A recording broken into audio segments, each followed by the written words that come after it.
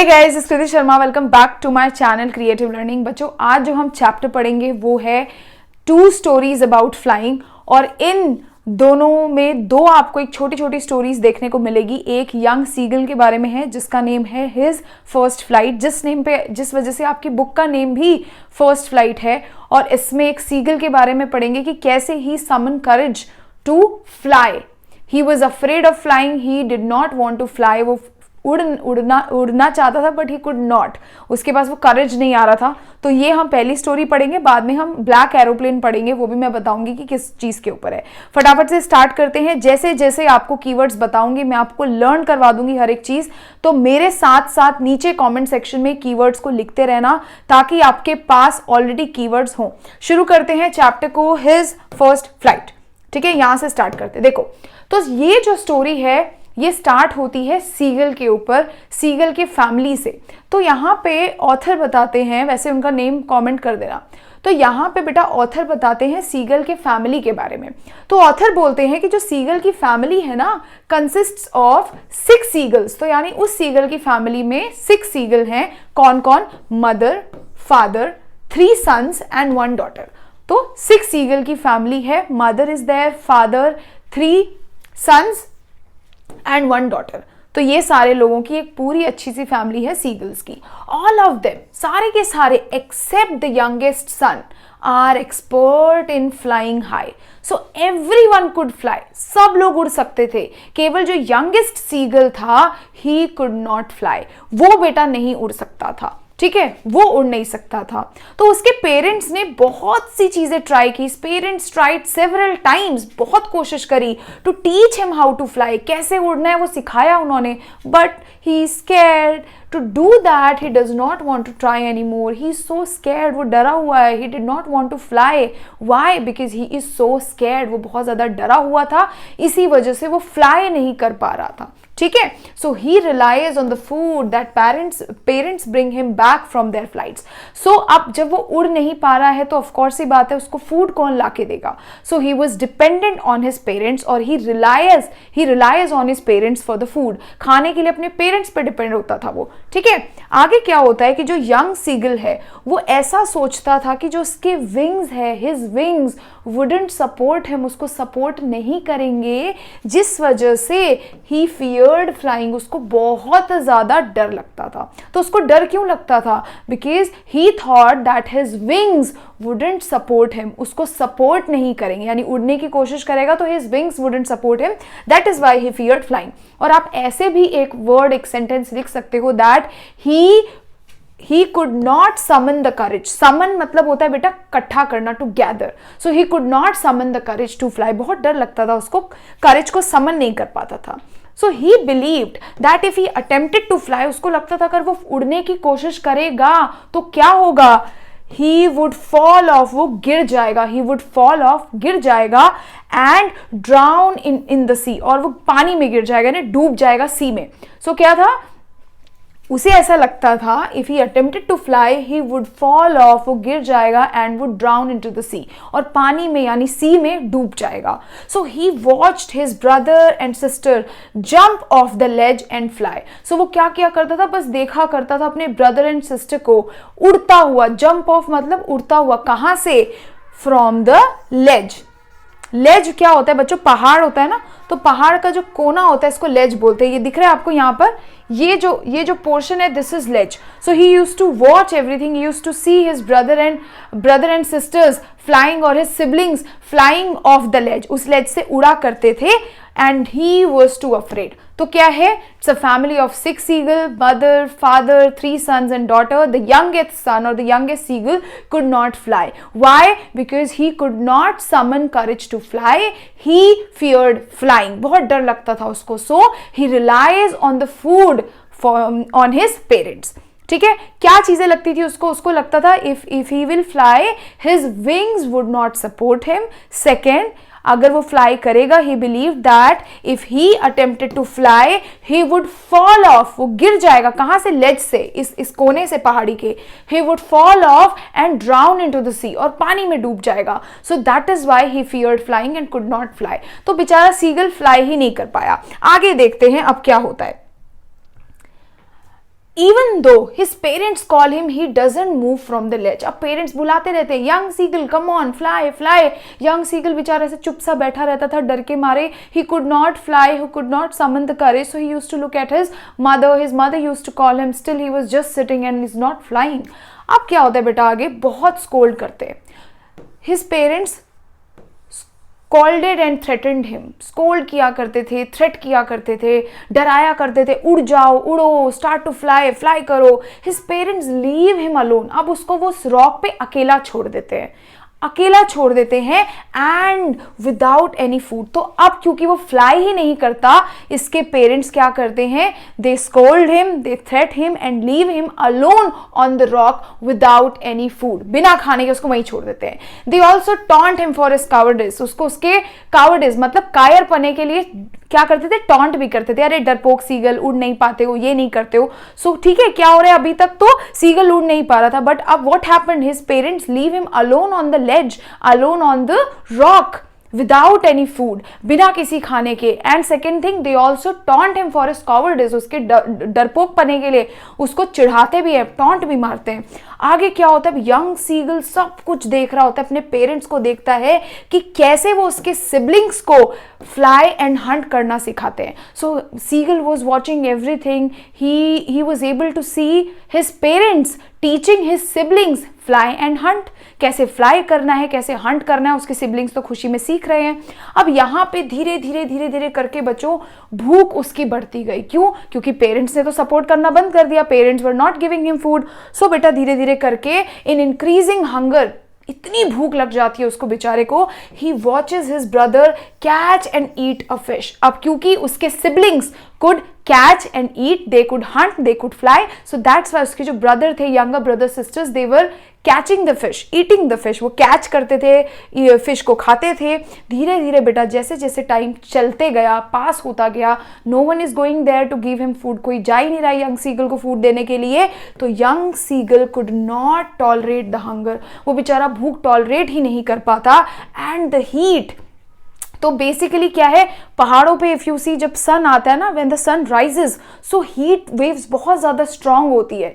So because he was very hungry, so he could not tolerate क्या चीजें, ना तो भूख टॉलरेट कर पा रहा था, he could not tolerate the hunger और the heat of the sun. So he could not tolerate both the things. Why, because he was too hungry, बहुत ज्यादा भूखा था. तो धीरे धीरे करके ना वो हीट टॉलरेट कर पा रहा था, neither he could tolerate the hunger. और ऐसे ऐसे करके वो धीरे धीरे करके लेज के पास, जो पहाड़ है उसके लेज मतलब कोने पे, लेज के पास जाता है and pretended to fall asleep. और ऐसे ऐसे जाके एक आंख बंद करके ऐसे बेहोश होने की कोशिश करता है. Why is he doing that, so that their parents, his parents take notice of him, उसको देखे और दया करके, सिंपैथी करके उसको फूड दे दे. ठीक है, ये अभी तक हुआ. तो क्या हुआ, he could not fly, his parents scolded him, his parents taunt him for his cowardice. धीरे धीरे करके as the time passes by, he started feeling hungry. Because of that he could not tolerate the hunger and the heat of the sun. ठीक है, बिल्कुल tolerate नहीं कर पा रहा था. सो व्हाट ही डिड, अपनी सिंपैथी लेने के लिए he moves closer to the ledge, लेज के पास जाता है and pretended to fall asleep, और बेहोश होने की कोशिश करता है, नाटक करता है. देख रहे हो, नाटक करता है कि ऐसे नाटक करूंगा तो मुझे फूड मिल जाएगा. So he moves closer to the ledge and pretend to fall asleep, but Nobody took notice of him. कोई बेचारा उसको देखता ही नहीं है. अब हमारा सीगल परेशान हो गया, उसके पास खाना नहीं है बेटा खाने के लिए. So one day whole family flies to the big plateau. अब एक दिन उसकी पूरी की पूरी फैमिली बड़े से प्लेटू में बैठे हुए थे. ठीक है, and on the opposite Cliff, मतलब ऑपोजिट क्लिफ पे, वो इस माउंटेन में, फॉर एग्जाम्पल वो इस पहाड़ पे यहाँ पे बैठा हुआ है, उसकी पूरी फैमिली सामने वाले प्लेटू में बैठी हुई है. ठीक है, and the seagull is still hungry, अभी भी बेचारा भूखा है. क्यों, ही कुड नॉट फ्लाई, तो अब फ्लाई नहीं कर सकता, that is why he did not know how to hunt, so he is just sitting hungry there. अब वो बेचारा क्या करता है, ही बेग्स हिज मदर कि मुझे फूड दे दो, please give me food, I am hungry. He अब अपने भाषा में बोल रहे होंगे वो, अब आई डोंट नो, उसमें गा गा गा गोकुला इस तरीके के वर्ड्स लिखे हुए हैं. So he was begging his mother, please give me food, I am so hungry, I will die out of hunger. तो इस तरीके से बेटा वो भूखा होता है. टायर्ड एंड डेस्परेट, बहुत ज्यादा थका हुआ है, and desperate, desperate for what, food के लिए. So he was tired and desperate, भूख की वजह से. And young seagull begs his mother to bring him food. His begging and crying does not effect his mother. वो रो रहा है, बेग कर रहा है, उसकी मदर को कोई इफेक्ट नहीं पड़ रहा है. उसकी मदर उसकी तरफ देख के ऐसे इग्नोर कर दे रही है. तो यहां पर बेटा बहुत इंपॉर्टेंट लाइन याद रखना, his begging and crying does not affect हर हुम, सीगल्स मदर. सीगल की मदर को कोई अफेक्ट ही नहीं पड़ रहा है. या आप ऐसे भी लिख सकते हो एग्जाम में कि मदर इग्नोर्ड हिज पिटफुल कंडीशन, कि उसकी जो मदर है वो उसके पिटफुल कंडीशन को बहुत इग्नोर कर देती है. ठीक है, तो वो बैक कर रहा होता है. He was standing there, he was tired and desperate for what, for food. So he was begging food from her mother, अपनी मदर से मांग रहा होता है. वो रोता रहता है, ही केप्ट क्राइंग, चिल्लाता रहता है खाने के लिए. और अचानक से वो देखता है his mother was coming towards him, उसकी तरफ आ रही होती है, उड़ के आ रही होती है towards him with a piece of fish. एक fish का पीस पकड़ा होता है. and his mother was flying towards him. Seagull खाना देख करके खुश हो जाता है. and धीरे धीरे करके seagull started moving towards the edge of the मतलब seagull started moving towards the edge की तरफ जाना शुरू कर देता है, बिल्कुल कोने में जाके, ताकि जैसे ही खाना आएगा मैं फटाफट से उसको, मेरी मदर खाना देंगी मुझे. तो धीरे धीरे जाके वो आगे आगे बढ़ने लगता है. ठीक है, सो अभी तक ही was crying, his mother was not helping him out, but suddenly what he noticed that his mother was flying towards him with a piece of fish. So excited and hungry, बहुत ज़्यादा excited, ये food, excited and hungry, he leaned forward as she came closer. जैसे ही उसकी mother आती है, for example यहाँ से food आ रहा है, तो सीगल ऐसे ही leans forward, आगे की तरफ झुकता है खाने के लिए, without thinking. ठीक है, खाने के लिए. Suddenly she stopped at the short distance. उसकी मदर उड़ते उड़ते उड़ते उड़ते आती है. And at a short distance, जब वो उसके पास पहुंचने ही वाली होती है, at a short distance she stopped, रुक जाती है. पहुंचते साथ ही she stopped. Where? At a short distance, उससे थोड़ी सी दूरी पे she stopped. Making him desperate. उसकी मम्मी चालाकी करती है ऐसे करके, क्योंकि उड़ तो रहा ही नहीं था. सो that is why she did this trick. उसको ट्रिक करती है. तो वहां जाकर के शी स्टॉप्ड. अब इतना ज्यादा डेस्परेट होता है, इतना ज्यादा डेस्परेट होता है seagull. He was so desperate for food that out of hunger he dived. वो डाइव कर जाता है. He dived for the food. Dived मतलब जंप कर जाता है अपनी मदर को देख करके. At a short distance he could not resist himself, resist नहीं कर पाता, and he dived for the food. और आप ये भी लिख सकते हो that he jumped for the fish. सो दो वर्ड्स है, कुछ भी समझ आए. He dived for the fish और he jumped for the fish, and unknowingly started flying. और जैसे ही वो जंप कर जाता है, he started flying. क्योंकि he could fly any day बेटा, क्योंकि he was the seagull. उसका वो एक natural trait है of flying. But why he couldn't? Because of the fear. He could not summon the courage to fly. तो जैसे ही food देखता है, he jumped. Why? अब ये भी क्वेश्चन है कि वो जंप करता ही क्यों है. Why he was not jumping earlier? Why he was not diving earlier? He jumped out of hunger because he could not resist himself. After looking the fish, वो खाने को देखकर, आफ्टर लुकिंग द फूड, और ऐसा आपके book में एक line लिखी है, the food of sight maddened him. वो पागल हो जाता है खाना देख करके. So that is why out of hunger और desperately he dived for the fish. खाने के लिए जंप कर जाता है. Afraid of drowning. अब ऑफकोर्स ही बात है, ड्राउन कर सकता है ना, यही तो फियर था, that he would fall off and drown into the sea. तो डर के मारे बेटा, डूबने के डर से, the young seagull spreads his wing. अपने पंख फैलाता है. And attempts to fly. He attempts to fly. वो उड़ने की कोशिश करता है. Although a little dizzy and afraid. अब स्टार्टिंग में he was a little dizzy and afraid. याद रखना, he was little dizzy मतलब उसे चक्कर आ रहे होते हैं, and afraid. So स्टार्टिंग में he was dizzy and afraid, but he overcomes his fear. But धीरे धीरे करके he overcomes his fear. अपने fear को overcome करता है, and soars high into the sky. और दूर उड़ता हुआ जाता है. He could feel himself cutting through the air. बहुत सुंदर लाइन है, लिख ली, examiner impress. He could feel himself cutting through the air. मतलब हवाओं को काटते हुए. कौन? उसकी पंख. So he could feel himself cutting through the air. तो अचानक से हुआ क्या? He was very scared, he was crying for the food, तो उसकी क्या होता है, he was crying for the food, his mother was not able to help him, she was not helping him. उसके अलावा her mother ignored her pitiful condition, ignore कर देती है. पर धीरे से what happened, he saw his mother flying towards him with a piece of fish.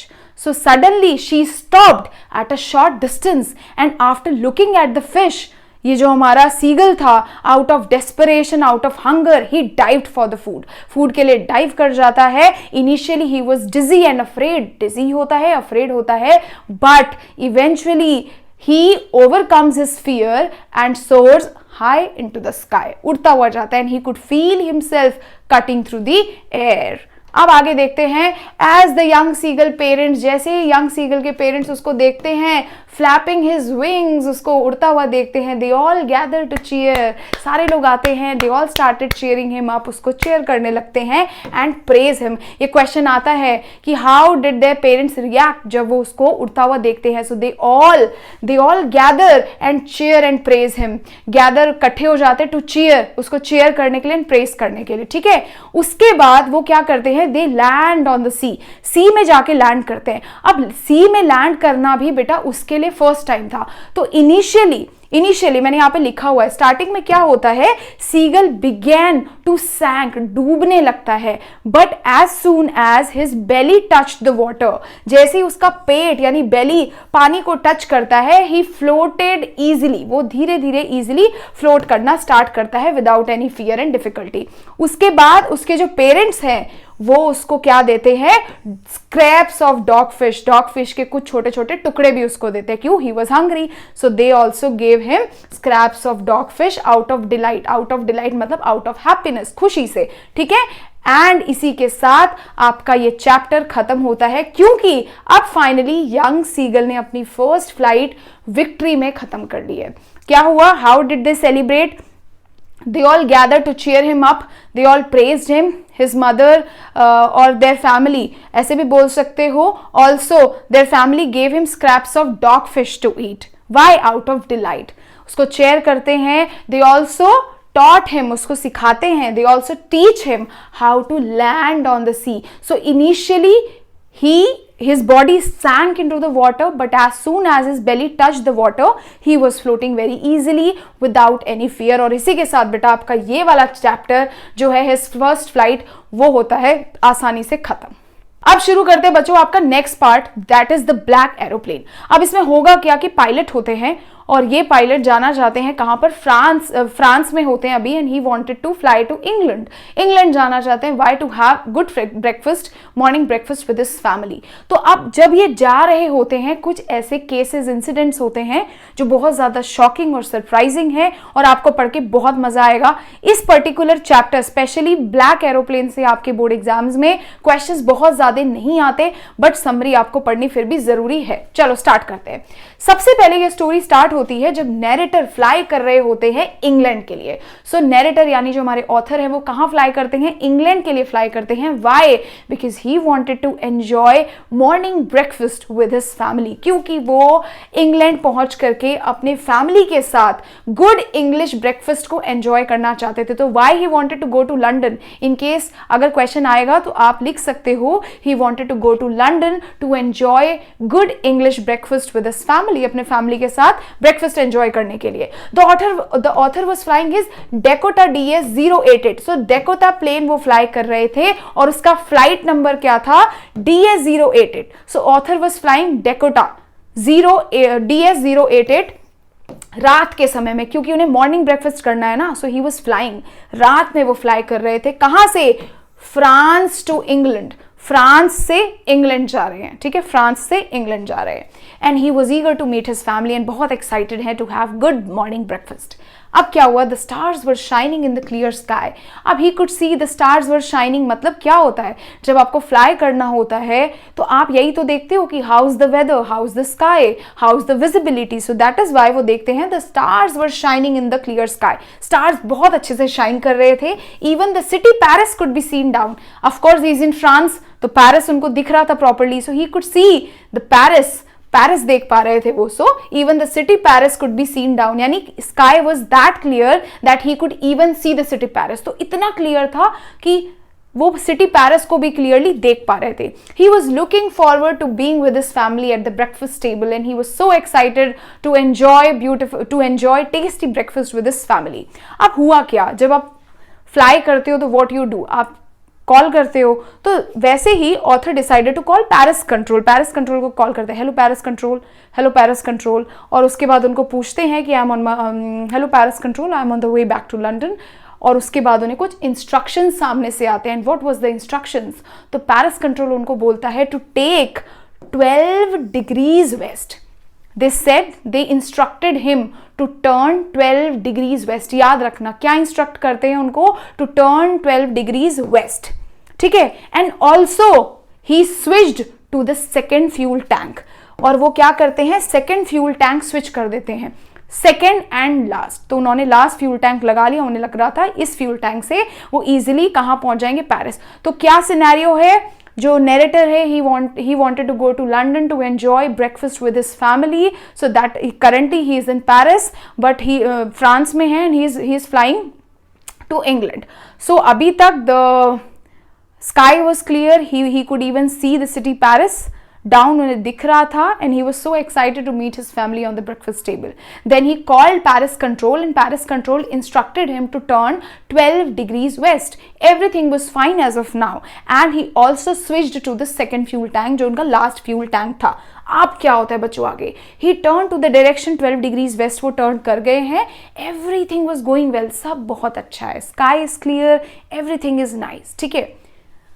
Then after some time he noticed something. कुछ उन्होंने देखा, सब कुछ शांत था, सब कुछ अच्छा था.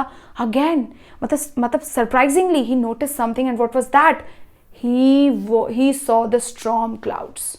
उन्होंने क्लाउड्स देखे, बादल देखे, स्टॉर्म क्लाउड्स देखे, तूफानी बादल देखे.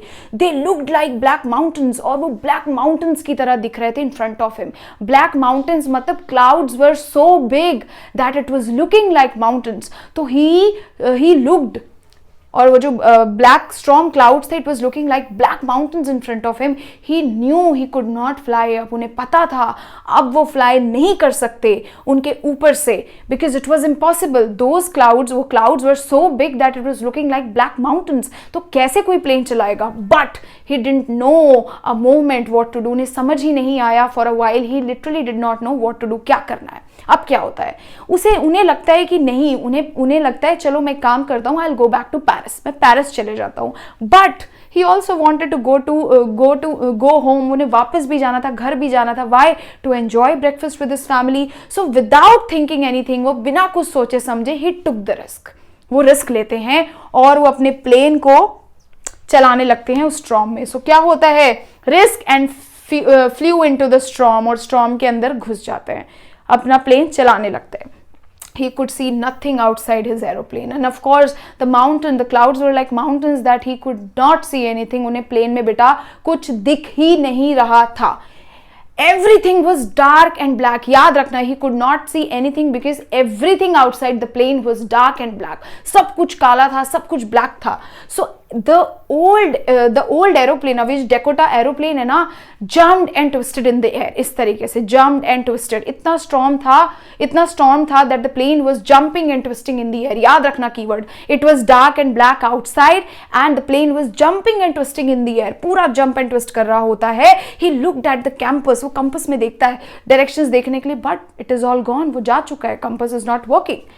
He tried to contact control, Paris control, hello, Paris control. Again, no response. Why? He is into the storm.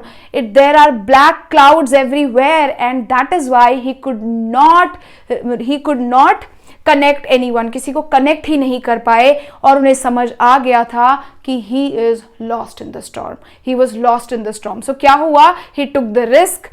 अचानक से there was black clouds in front of him, and those clouds were looking like big black mountains. So he took the risk and flew into the storm. Why? Because he wanted to enjoy the breakfast with his family. Then what happened? His compass stopped responding.